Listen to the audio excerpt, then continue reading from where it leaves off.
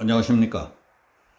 오늘은 연산군 애첩의 오빠 김한의 횡포와 그놈을 태장으로 다스린 사또 박술의 정의감과 용기에 대해서 말씀드리겠습니다.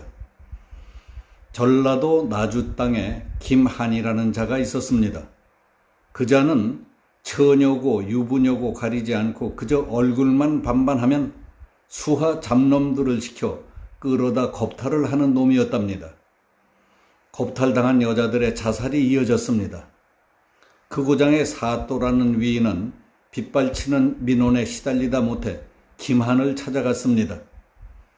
가서 그놈 앞에 꿇어앉아 한다는 말이 어르신 제발 그 유부녀만큼은 하고 어렵게 말문을 열자 보료에 삐딱하게 앉아 장죽을 물고 있던 김한이 눈살을 찌푸리며 건방진 놈 네 놈 할 일이나 하지 쓸데없이 창비하니야 썩 꺼지지 못해 하고 소리를 버럭 질렀습니다.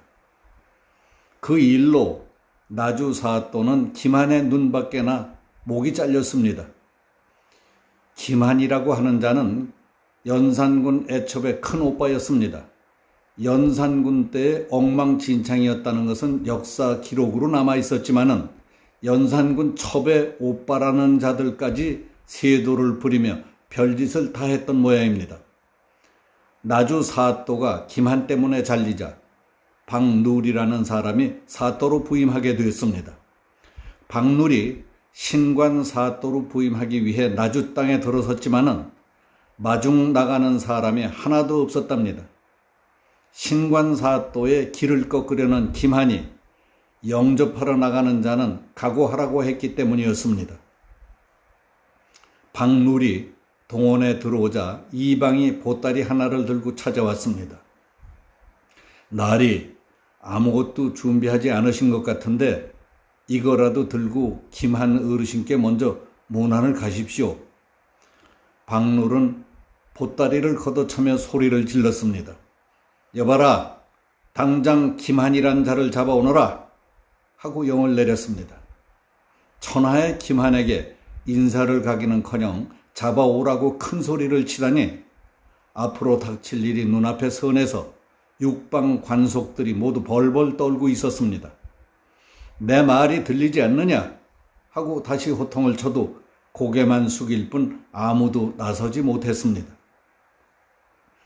그놈 집마당에 형틀이 있다지 하고 사또 박누리 자리를 박차고 일어나 이방을 앞세워서 김한의 집으로 갔습니다. 관속과 포졸들이 뒤를 따랐습니다. 박누리 김한의 집 안마당에 들어서자 마루에 서 있던 김한이 두 눈을 부릅뜨고 네 이놈 내가 누군지 알고 있느냐 하며 사또에게 고함을 쳤습니다. 사또가 단숨에 마루로 뛰어 올라가 김한의 멱살을 잡아 끌어내려 형틀에 묶었습니다. 그리고 형방에게 곤장을 치라고 명했습니다. 얼떨결에 형틀에 묶인 김한이 이놈들아 사또놈 옷을 당장 벗겨라 하고 악을 써댔습니다.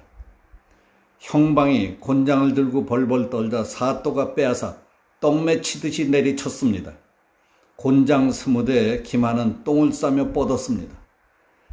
찬물을 부어도 일어나지 못하더니 끝내 황천길로 가버렸습니다.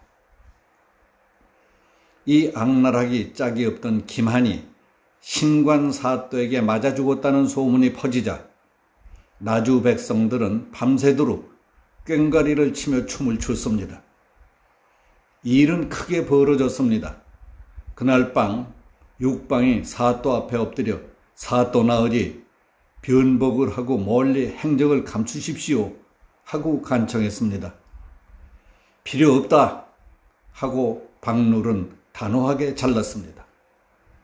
다음 날 아침 나주 사또 박누리는 당당하게 연산군에게 고하고 연산군의 사약을 받을 각오로 집사만 데리고 상경길에 올랐습니다. 애첩의 큰 처남이 사또의 태장에 맞아 죽었다는 소리를 들은 연산군은 펄펄 뛰며 사헌부 관리를 나주로 보냈습니다. 그들은 엿새 만에 나주에 도착해 박룰은 빨리 나와 사약을 받으라 하고 소리를 질렀지만 박룰은 없었습니다. 길이 엇갈렸던 겁니다. 서울에 도착한 박룰은 그날 밤 성박 주막집에서 마지막 술잔을 기울이며 집사에게 말했습니다. 너는 네 고향으로 내려가거라. 날이 밝으면 나 혼자 조정으로 들어가 사약을 받겠다고 했습니다. 이튿날 새벽 주막에서 자고 있는데 집사가 다급하게 뛰어들어왔습니다. 나으리, 세상이 바뀌었답니다. 간밤에 중종반정으로 연산군은 폐위돼서 강화도로 쫓겨났고 중종이 등극했던 것입니다. 그 훗날 박룰은 부재하까지 벼슬이 올라갔다는 얘기가 전해 내려오고 있습니다. 야사처럼 전해 내려오고 있는 옛날 얘기지만은 어디선가 본 듯하고 겪은 듯한 것 같다는 생각이 들지 않습니까? 처음 간 곳, 처음 만나는 사람, 처음 당하는 일인데 어디선가 있었던 일처럼 느껴지는 것을 데자뷰라고 합니다. 살아가면서 많은 사람들이 데자뷰를 경험하는 경우가 적지 않답니다. 말로, 겉으로는 여성의 권익을 위해 자기가 가장 힘쓰고 있는 것처럼 하면서 주변에 있는 여비서, 눈에 띄는 여성들의 자존심, 수치심, 모욕감 같은 거는 사그리 깔아뭉개고 짓밟고 놀다가 이상하게 돼버린 사람들이 어디 한둘입니까? 최근에는 그런 일을 저지르고 자살한 사람에게 시민들의 세금으로 서울시장으로 5일장까지 치루어진 일이 있었습니다. 어떤 국회의원은 고인은 참 성정이 맑으셨던 분이었다며 입에 침이 마르도록 칭송했다가 웃음거리가 되기도 했습니다. 이 정도면 뭔가 잘못돼도 대단히 잘못된 것 아닙니까? 일본 위안부 할머니들을 위해 모든 걸 다 바치는 것 같이 속임수를 써가면서 그분들을 앵벌이꾼처럼 끌고 다니며 돈을 걷어다 착복하지를 않나. 쉼터를 만든다. 해외여행을 시켜드려야겠다. 특별 건강검진을 한다. 소녀상, 동상을 여기저기 만든다. 무슨 사업을 벌이겠다 하며 정부 지원금까지 몽탕 빼먹고 할머니들에게 줄 돈까지 빼먹던 파렴치한 사기꾼을 떡하니 국회의원을 시켜주는 세상입니다. 무슨 펀드 회사다 뭐다 해서 직장인들을 비롯해 노인들 그리고 어렵게 사는 사람 소위 개미들 돈까지 몽땅 끌어다가 거지 만들고 사달이 난 사건에 배후라는 의혹을 받고 있는 자들이 아직도 큰소리치고 있지를 않나. 검찰 수사로 재판에 송부된 피의자들이 국회의원이 되질 않나. 연산군 애첩의 큰오빠인 김한이라는 자와 그놈을 끌어다 태장을 쳐 죽였다는 나주사또 박룰의 무용담이 실감있게 느껴지는 세상입니다. 아쉬운 것은 아무리 세상이 막가퍼들에게 흔들리고 개판이 돼가도 21세기 대명천지에 문명권에 들어갔다는 이 나라에 박룰만한 용기와 정의감이 있는 공직자도 판검사도 안 보이는 건지 없는 것인지 안타깝습니다.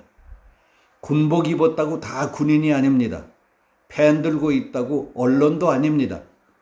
위선의 탈을 쓰고 협잡질만 하는 정치꾼들, 곳곳에서 큰소리 치고 있는 소인배와 몰입배들이 나라를 그르치고 있는 경우가 너무 많습니다. 오늘 여기서 마치겠습니다. 감사합니다.